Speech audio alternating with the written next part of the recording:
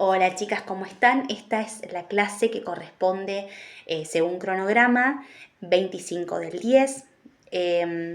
Otra compañera también me hizo una consulta respecto al orden del material. Ustedes quédense tranquila que dentro de la fecha correspondiente de la clase todo el material no tiene un orden específico, ¿sí? Eso para que se queden tranquilos por ahí si se les ha desorganizado un poco. La recomendación, como les dije, es que armen su carpeta con el material que corresponde a cada clase. ¿Sí? No se les pide específicamente, si no lo pueden hacer, que saquen fotocopia, sino más bien que puedan leer el material, armar un resumen, escrito puño y letra y vayan armando su carpeta de trabajo. ¿Sí? ¿Qué tema corresponde a esta clase? Es aportes para el desarrollo, ¿sí? Curricular. No vamos a ahondar específicamente en lo que tiene que ver con la currícula, sino más bien ver estos aportes según los sujetos del derecho del nivel inicial, ¿sí? Es decir, tener en cuenta determinadas particularidades del desarrollo infantil para poder colaborar de manera adecuada e idónea en el proceso de desarrollo de los niños. ¿Sí? Vamos a hablar de algunas cuestiones que tienen que ver con las dimensiones, de lo que habíamos hablado, las distintas áreas del desarrollo, cognitivo, emocional, social, ¿sí? Motriz, que es muy importante en estas primeras edades. Y de la importancia de la buena comunicación y encuentros con las familias para que se trabaje de forma mancomunada, de forma colaborativa, teniendo en cuenta que como agentes de educación, como profesionales de la educación, lo que debemos hacer es también no solamente acompañar, sino que también brindar apoyo y orientación a los papás, para lo cual es muy importante que intensifiquemos la importancia de la comunicación, pero también nuestra formación tiene que ser lo más sólida posible justamente para poder actuar de forma ética y profesional ante todas las situaciones que se nos puedan advenir en la práctica laboral, ¿sí? Bueno, específicamente cuando hablamos de sujetos de nivel inicial nos estamos, refiriendo a los bebés y a los niños pequeños, teniendo en cuenta que la etapa que corresponde al nivel inicial, más bien al jardín maternal, es la que corresponde de los 45 días a los 3 años de edad. ¿Sí? Es decir, que cuando el niño salga del maternal, sale con los 4 años cumplidos, ¿sí? Es importante entonces que tengamos en cuenta cuestiones claras o básicas de su desarrollo en estas etapas, ¿sí?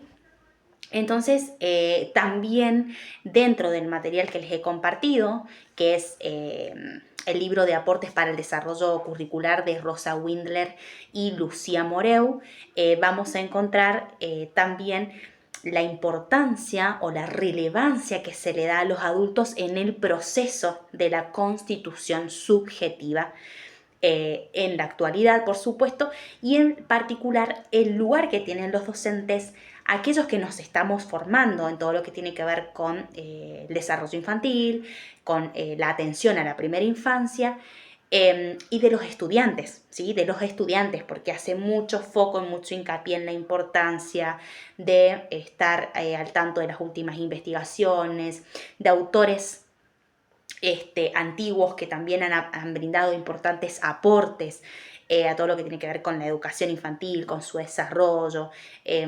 Hablamos de Piaget, hablamos de Brunner, hablamos de Vygotsky, ¿sí? Que son aquellos autores que nos han brindado una orientación, ¿sí? En todo lo que tiene que ver con el desarrollo de los niños, ¿sí? A nivel cognitivo tenemos a Piaget, a Vygotsky, también desde lo social, es decir, desde la importancia que tiene el medio social en los aprendizajes del niño.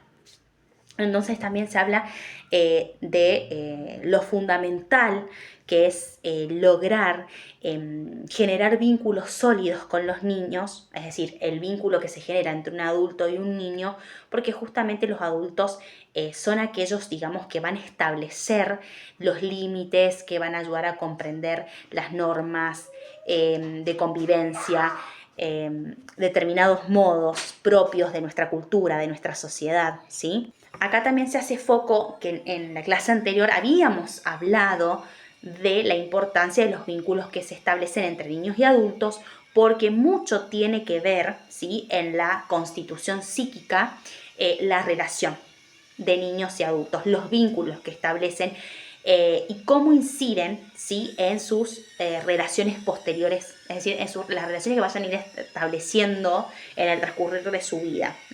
Entonces, tienen una importancia en lo que tiene que ver justamente con la constitución de su subjetividad, con lo que hemos dado en llamar la constitución subjetiva.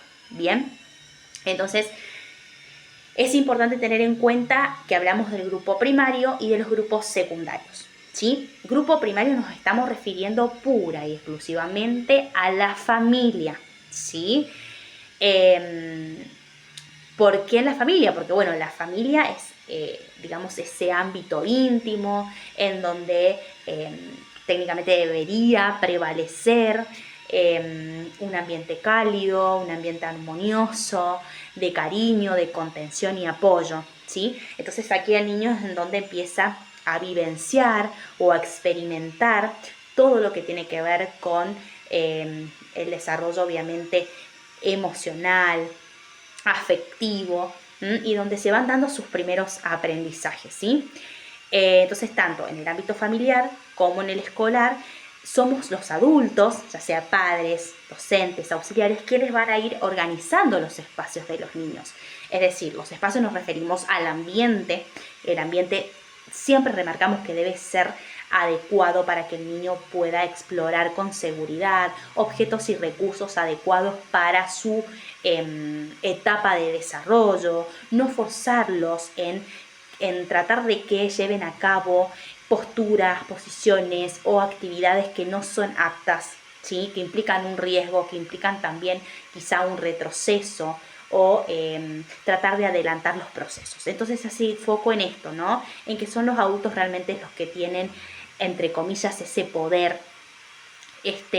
¿Por qué? Porque, bueno, organizan los espacios, organizan los juegos infantiles, van a ir ofreciendo a los pequeños aquellas actividades, y la idea es que sean actividades acorde a su edad, a su proceso de desarrollo. Sí, ¿por qué? Porque a través de estas actividades vamos a tratar de ir ayudando a los niños a que vayan construyendo hábitos saludables. Esto es lo esperable, formas de vincularse emocionalmente con sus pares y con los adultos de una forma respetuosa, de una forma saludable y armoniosa. Entonces también también como adultos tenemos que poner límites, la importancia de límites claros, sanos, ¿sí?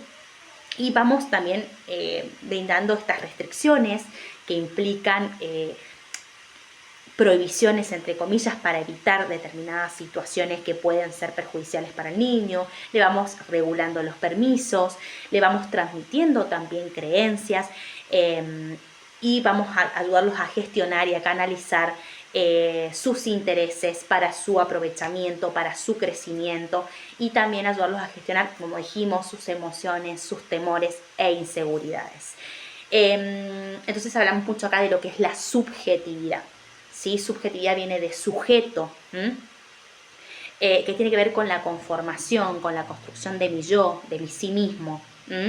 Es un proceso consciente, pero también es un proceso inconsciente o no consciente, y que se va a ir dando a medida que nosotros vamos organizándonos como sujeto en nuestras primeras experiencias dentro de la estructura, ¿sí?, en la que vivimos, ¿de acuerdo? Entonces todo lo que nos rodea tiene influencia e implicancia en este proceso de ir construyendo mi subjetividad, mi yo, ¿de acuerdo? Entonces tiene que quedar claro que toda organización, ya sea familiar, escolar u otras, están determinadas por determinados elementos. ¿Qué elementos? Elementos políticos, históricos, culturales, jurídicos y sociales, que de una forma u otra van influyendo o constituyen factores, obviamente, que van a incidir en esta constitución subjetiva, ¿sí? Y bueno, y también tener en cuenta que se van a ir modificando en el transcurrir histórico determinadas estructuras, porque bueno, pertenecemos a una sociedad que va evolucionando, ¿sí? Entonces hay procesos de mutua implicancia. ¿Por qué hablamos de un proceso de mutua implicancia? ¿Por qué? Me voy adaptando al medio circundante, a todo lo que me rodea, me adapto, pero también yo tengo esa capacidad de ir transformando el medio me transforma a mí y yo puedo transformar al medio, ¿sí? Esto se refiere con un proceso de mutua implicancia. Bien, ¿por qué es importante esto? Nosotros somos un eslabón muy importante en la educación de los niños. Recuerden que estamos formando ciudadanos, seres humanos que tienen que tratar de, obviamente, de crecer de manera sana, de poder alcanzar determinados logros importantes para su bienestar futuro. Y tenemos que tener en cuenta que vamos a trabajar desde edades muy tempranas. Entonces, la importancia que tiene que nosotros vamos a recibir pequeñitos en el jardín, y desde que ellos nacen se convierten, ¿sí?, en ciudadanos. Entonces, decimos que los bebés desde que nacen se convierten en ciudadanos, ¿sí? Es decir, llevan un nombre, un número de identidad. Y nosotros, si lo trasladamos al ámbito educativo, como adultos, ¿sí?, docentes, auxiliares, etcétera, tenemos esta responsabilidad de ayudar a su formación, a su proceso formativo, ¿sí? Es decir, tenemos que ofrecerle una visión del mundo. Y acá hacemos un paréntesis. Esto de la visión del mundo, ¿qué quiere decir? El mostrarle las posibilidades que nos brinda este mundo, ¿sí? En que es ayudarle a entender que es un lugar que me brinda oportunidades para crecer, para desarrollarme, porque muchas veces hay familias en donde tienen una visión un poco catastrófica, un poco, si se quiere, desmotivante.